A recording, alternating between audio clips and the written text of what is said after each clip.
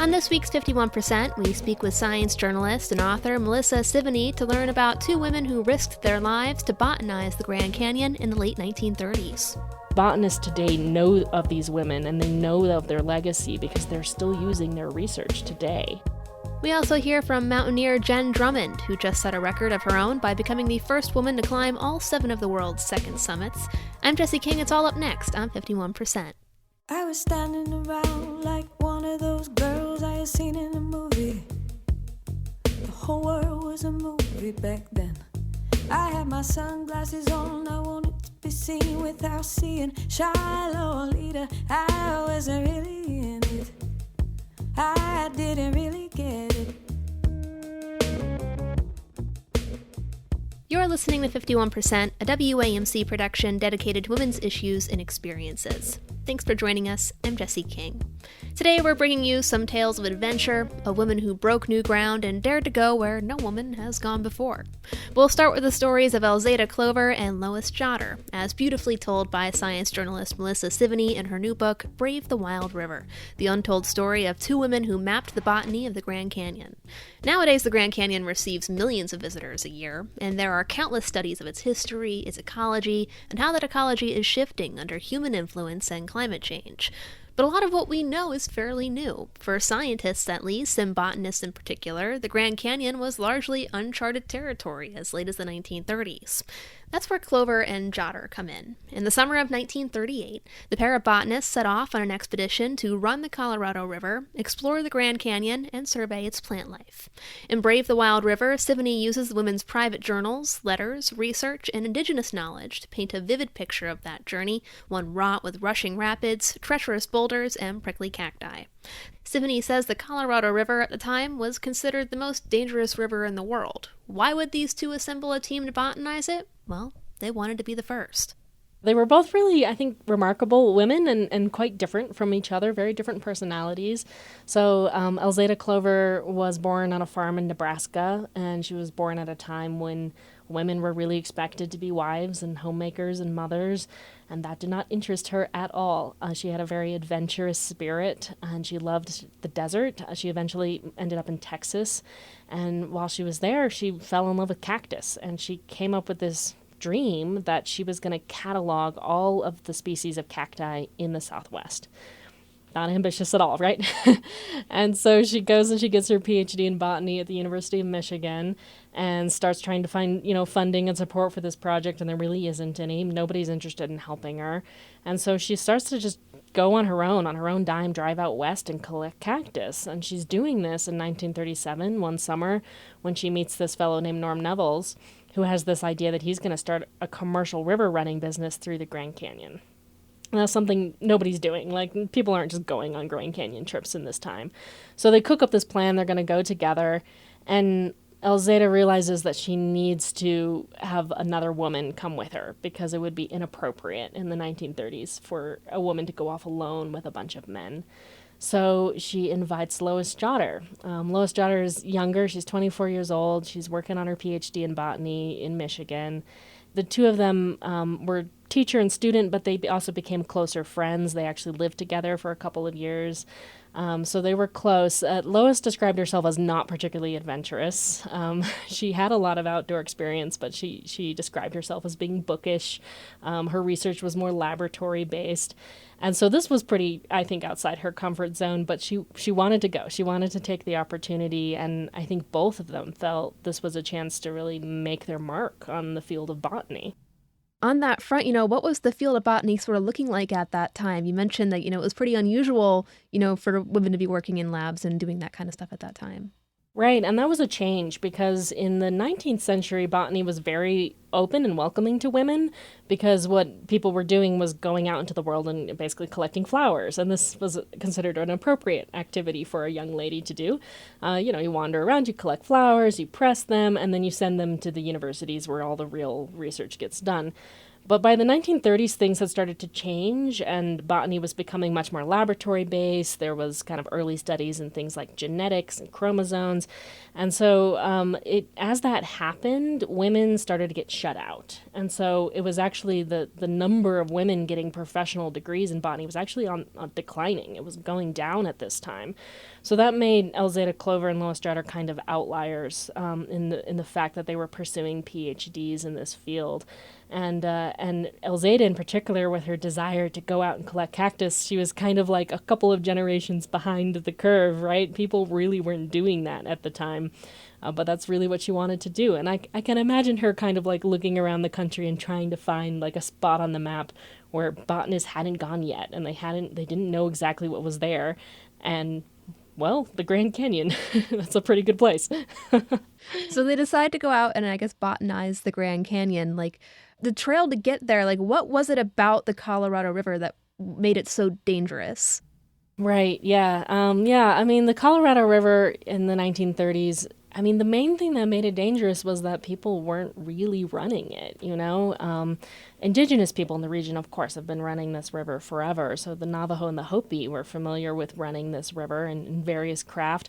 But for non-Native people, they weren't really aware of that history. And so for them, they were looking at this history where, you know, in the span of 70 years, John Wesley Powell goes down in 1869, and after that, about a dozen expeditions go down the river in the span of 70 years. So this is not something that people are just doing, you know, and a lot of those expeditions ran into a lot of trouble. There weren't, you know, it's not like today where we have, you know, big rubber rafts and, you know, emergency radios and all of this equipment and really good maps. You know, they didn't really have any of that. So they kind of had to scrap together some boats and scrap together some, you know, maps and some accounts of people who had gone before them and try to figure out how to make this expedition work. I think they really just didn't know what they were getting into. I don't want to, you know, spoil all the different events of the book, but is there, you know, like one or two things that they came across that you'd like to highlight in terms of just the obstacles they had to overcome? Well, the first day that they actually reached the Colorado, so they start at Green River, Utah, and they're going to go through a place called Cataract Canyon, which at the time was even scarier than the Grand Canyon. It was called the graveyard of the Colorado River. So they've got hundreds of miles of river to get through before they even get to the Grand Canyon. And the first day when they reach the confluence of the Green and the Colorado Rivers, and they stop to look at it, and they're all astonished because the water is really, really high. They've left at kind of a bad time of year.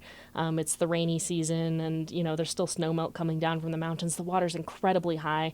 None of them are really prepared for how powerful the river is, and they all comment on that in their diaries.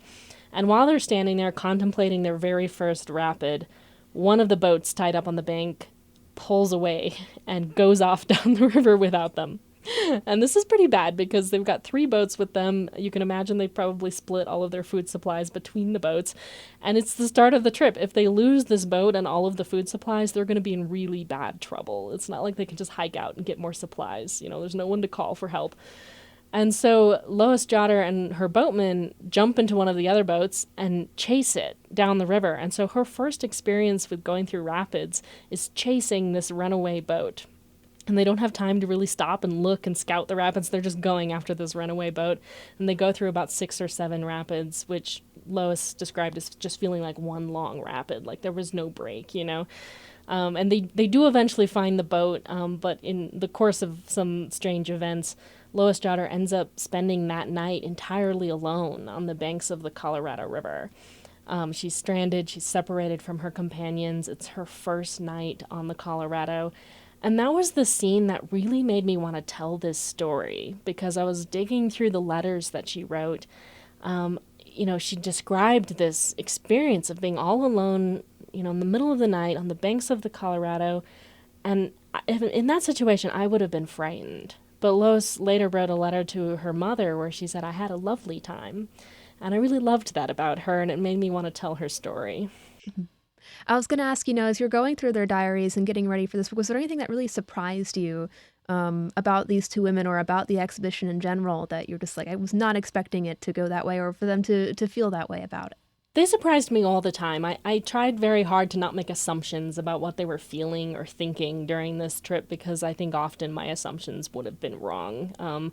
They both loved it, I think, is the short answer. They ran into a lot of trouble. They had a lot of really bad moments. Both of them had moments where they were like, this was a mistake. We shouldn't have come here. But overall, their attitude in their diaries was just this sense of excitement and joy at being in this amazing place for the first time and collecting the plants there. And I really loved how they wrote about the plants, how they were looking at the world around them. It surprised me how intricate their descriptions of how the plants were interacting with the environment were, because this was an era before the word ecosystem was in widespread use. You know, they didn't have the vocabulary we have today to describe what they were seeing, and yet they made these wonderfully detailed notes and observations about how the plants were interacting with the soil and the topography and the sunlight and the animals, and I just loved being able to see this river through their eyes. When it came to the actual process of like collecting the plants, how did that usually work? Was it similar to, I guess, like years before where people were like pressing flowers and then sending them off? Were they having to do studies on it there? A bit of both, but yeah, for the most part, their goal was to collect the plants and then send them back to Michigan where they and other experts would be able to do the hard work of identifying them, because it's often quite difficult to identify a plant to the species level in the field. And they were working under very difficult field conditions. They didn't have a lot of time. It was hard to keep the plants dry. So everything was kind of working against them. So what they would have to do is cut a plant or uproot it and press it between pieces of newspaper. And then they would put blotting paper above that to try to keep it dry, which they weren't terribly effective at. And they would stack those sheets of newspaper together and cinch them between two pieces of wood, and that was called a plant press. So they would create these as they were going down the river. Elzada Clover's specialty was cactus.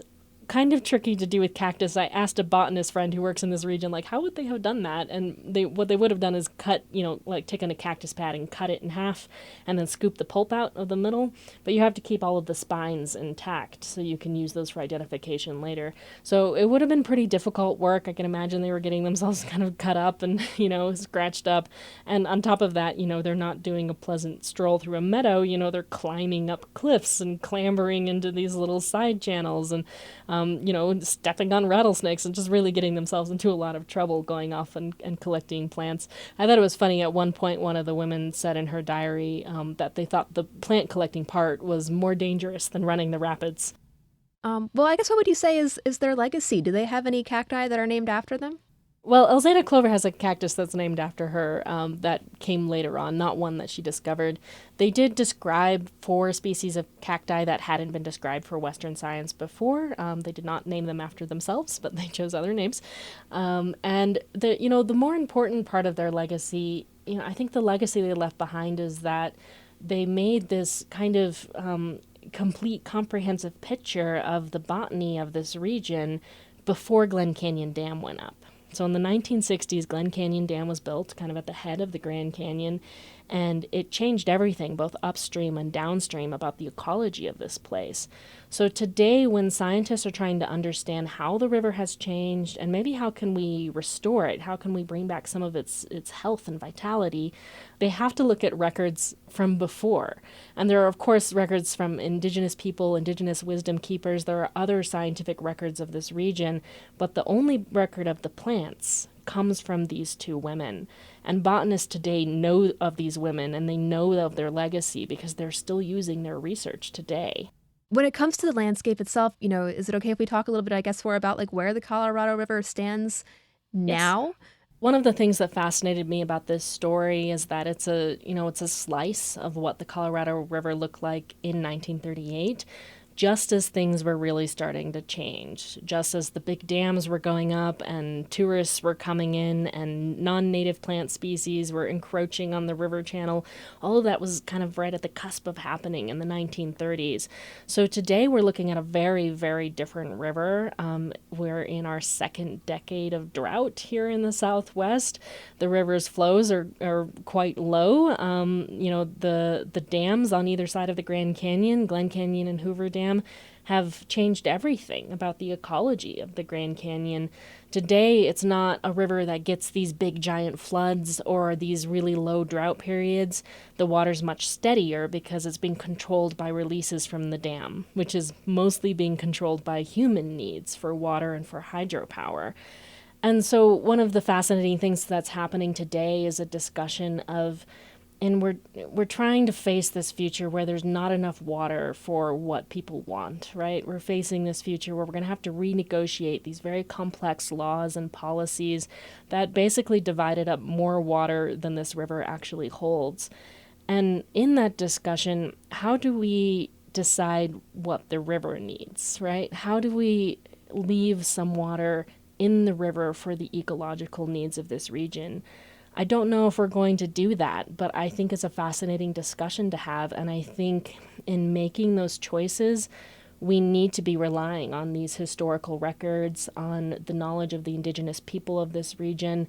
We need to have these records to understand what we've lost and what could we do in the future that would help us regain some of that and protect this really iconic and important and beautiful place. Well, thank you so much for taking the time to speak with me. Lastly, is there anything that you hope readers most take away from the book? I hope it inspires young girls in science. I really hope it does. Not just young girls, but all kinds of people. I think there's a perception that science is this thing done in a laboratory by, a guy in a white lab coat with crazy hair. And I really want to start working at undoing some of that. Science is something done by ordinary people who are chasing their passion and their curiosity. And I hope this creates a fuller picture of who scientists are and what kind of people they are and what kind of passions they have, and inspires people who pick it up to realize that anybody can be a scientist. It just takes curiosity and I think a little bit of courage. Melissa Sevigny is a science journalist with KNAU, Arizona Public Radio, and the author of Brave the Wild River, the untold story of two women who mapped the botany of the Grand Canyon. It's out now through W.W. Norton, and you can find it at most major booksellers. To learn more about Sevigny and her work, check out melissasevigny.com.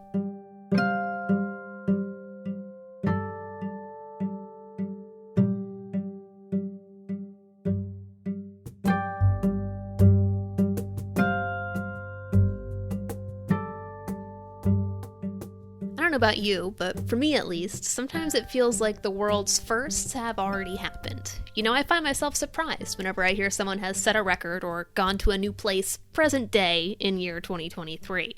But over the summer, mountaineer Jenn Drummond did indeed set a world record by becoming the first woman to successfully climb all 7 of the world's second summits. The views from here are amazing. It's like we have this own little corner of the world that's all ours. That's her completing her 3-year journey at the summit of Canada's Mount Logan back in June. Drummond is a financial analyst and mom of 7 from Park City, Utah, and if you told her 5 years ago that she'd be climbing the second highest mountain in every continent in the world, she would have thought you were crazy. Drummond says she didn't even try camping until she reached her 30s. But 5 years ago, Drummond says her whole perspective on life flipped upside down when a semi-truck slammed into her Porsche on a busy Utah highway. That should have taken my life and didn't. Thankfully, it didn't. And then a few weeks later, a girlfriend of mine was running on a trail. It was wet out. She slipped, hit her head, and never came home. And the sequence of those two events being so close together really made me realize we don't get to choose when we leave this world, but we sure get to choose how we show up. And then fast forward, I was in a year turning 40. So I kept thinking, what am I going to do for my 40th? What am I going to do for my 40th that signifies the magnificence of life in this next decade? And so I decided to climb a mountain. Drummond initially set her sights on Ama Dablam in Nepal, but her son raised the stakes by suggesting she climb Mount Everest. Neither would exactly be your best starter hike, I would say, but Drummond was inspired. While preparing for the big expedition, Drummond says her trainer suggested she switch gears. If she really wanted to make her mark, there was an opening in the Guinness Book of World Records to be the first woman to hike the second summits. So I think I was mentally just ready for something amazing, and then was listening to the clues that life was leaving and stepped into that pursuit. The 7 second summits include Mount Logan in Canada, Mount Townsend in Australia, K2 between China and Pakistan, Gora Diktau in Russia, Mount Kenya in Kenya, Ojos del Salado in Chile and Argentina, and Mount Tyree in Antarctica. Drummond says, don't let the name fool you. The second summits are no easy feat. You're still dealing with snow, ice, and the conditions that you'd expect on any other high-altitude hike. Many mountaineers consider K2 to be more technically challenging and potentially deadlier climb than Everest, and often because they receive less traffic, Drummond says these peaks often have less infrastructure for climbers to plan around and depend on during the trip. Drummond says just getting to Antarctica was an adventure in and of itself, but really the most challenging hike for her was Mount Logan. Her summit in June was technically her second attempt, after storms forced her to turn around during an earlier expedition in 2021. You train for perfection. So you train for all this beautiful weather and everything to go, just click, click, click, click, click. And the reality is never does it go as you plan. And you're always making adjustments and changing, and you could be ready to go. And then 15 minutes later say, guess what? Weather changed. We're not going. So being able to remain flexible and allowing it to look different than what you think it should has probably been the most consistent through thread of the entire experience. Drummond thanks her family, trainer, and hiking teams for having her back every step of the way. She recommends aspiring climbers take things one mountain at a time, find a team they can trust, and train for exactly what they're going to be doing on the journey, hiking in the snow, hauling gear, and working with ropes. She says she hopes others feel inspired to follow in her footsteps, if not literally in Antarctica, then at least through their own adventures. I think it's just so amazing how many different people there are in the world, how many different cultures there are, how many different ways there are to do things. And so every time I go on an adventure, I come home with a little bit broader perspective of what success looks like and a little more clarity on who I want to be and how I want to show up in this world. Because we all have summits that we're pursuing, but truly it's who we are as people that really matters. Jenn Drummond is a mountaineer and now motivational speaker who recently became the first woman to climb all 7 of the world's second summits. She's got a new book called Quit Proof coming out early next year. To learn more about her, you can go to her website, jendrummond.com.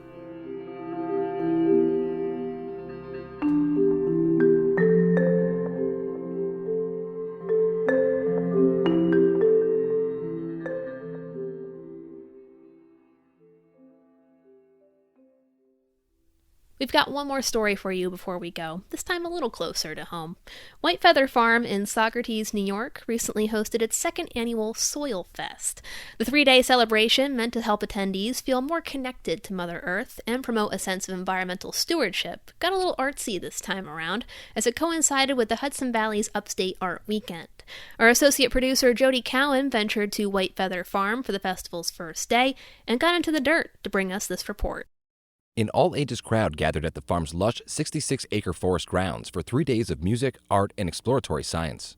Brooke Singer, Director of Innovation at White Feather Farms, says she came up with a diverse lineup of activities to help audiences get excited about dirt. Soil is a limited and threatened resource, and we need that soil to eat. We need that soil to live, as everyone knows.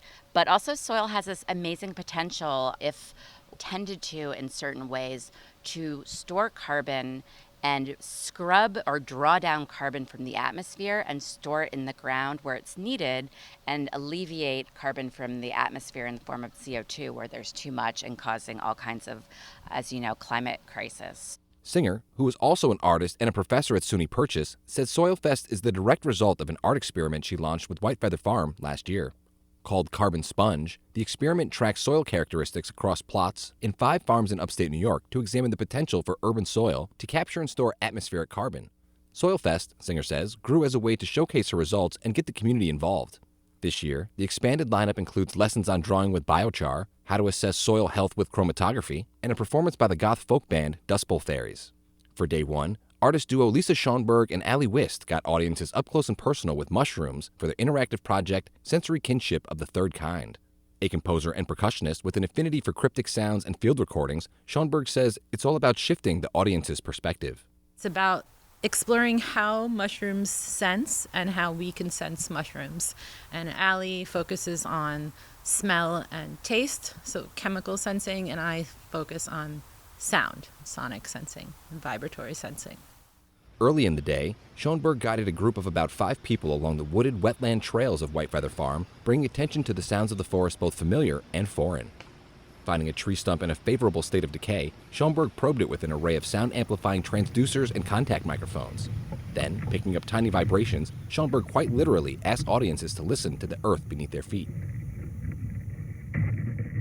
I like listening to soil in general. I came to it through listening to insects. That's usually what I'm listening to. And with Allie, I've been thinking of mushrooms and how, although we don't know how they might sense things, they are living in a vibratory substrate, the soil, in which so many insects sense vibration and produce vibration. So it's this speculative study of trying to think, how would it be to be a mushroom even though we can't possibly know? And how would they experience vibration? How do they experience chemical communication in these realms? Schoenberg hopes that by putting ourselves in the perspective of a mushroom, we can better understand the land we live on and feel a greater sense of responsibility toward it. In knowing that these soundscapes exist, we can think about the sounds that we make and how those sounds might affect those worlds. There's also just like the enrichment of our existence. So not necessarily a direct application to decisions and behaviors, but extending our senses, extending our listening in particular, past where we think its limits are, and challenging ourselves to extend our senses to places, to the beyond human, yeah. Inside the farm's main lodge, Allie Wist showcased a number of large mushrooms, each with a MIDI sprout kit attached. Wist says the MIDI kits translate plant biodata into sound. Participants were invited to put on headphones and listen to the sounds of the fungus as they process chemical reactions, like being sprayed with water.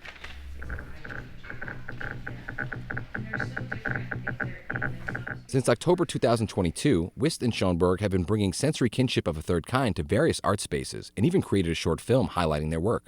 Wist recognizes that mushrooms are kind of a big deal right now, both for their noted health benefits and as they've entered the broader conversation about drugs and psychedelic therapy. Earlier this year, the Food and Drug Administration issued its first draft guidance for researchers looking to host clinical trials on the use of psychedelic drugs to treat things like depression, post-traumatic stress, and even substance abuse. In getting better acquainted with mushrooms, however, Wist says her goal isn't to find new ways to exploit fungus, but to simply observe the fascinating ways in which they already exist.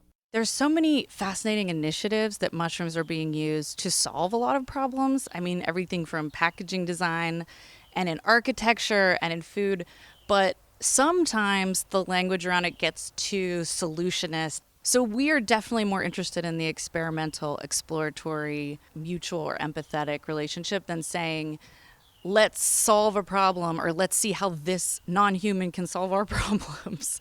And not to say, we desperately need a lot of those fascinating sort of mycelial applications, but we think our role as artists is to kind of provide a more open space for contemplation, I guess. In addition to listening to mushrooms, Wist says she also wants audiences to use their sense of taste and smell to get closer to the soil. After thinking about how fungi breaks down rocks into minerals for humans and plants, I brought some edible clay rocks for this workshop so we could try eating rocks for the olfactory components. I also use perfumer's oil to preserve mushrooms and then make perfume, and people can kind of sense that. And I do a very analog version of some translation where I print out the MIDI data that we get from recording mushrooms' electrical energy, and I take that transparency and lay it over these funny scientific papers about whether mushrooms can survive in outer space or whether they came from outer space. And wherever their data overlaps with the text, I pull that out to write poems. Closing out Soil Fest's first day, Schoenberg returned to the main lodge for a performance of live drumming mixed with recordings collected from her earlier soil sourcing. Looping layer upon layer, Schoenberg built an eerie soundscape with percussion filling the room.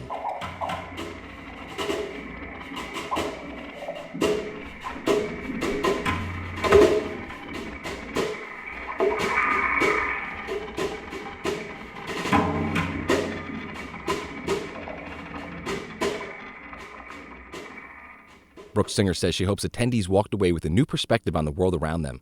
Calling the first day a success, Singer expressed her excitement to keep the festival going. There's a lot to admire and be in awe of about our natural world, and also to provide some sort of action and a range of ways of engaging with that natural world that empower us to shift our understanding and do things differently and expect difference with maybe corporations and systems that need to radically change really quickly. So those are my personal goals with an event like Soil Fest.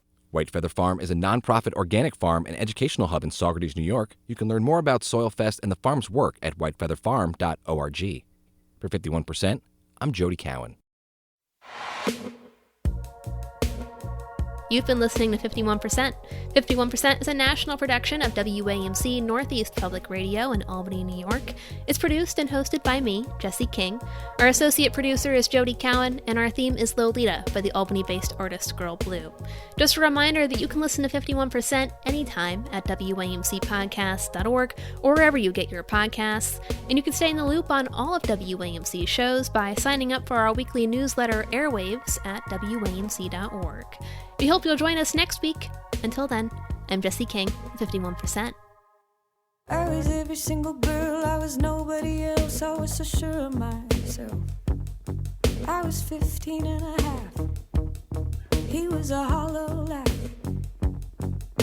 And I lost my cool somewhere along the way. A nightmare down the hallway, I had to learn how to look away. I lost my cool, no electricity, hot rain on the concrete, sweet melting little girl dreams. They said, oh, I want a big life, not a house I could have been like. Where are you taking me? Where are you taking me?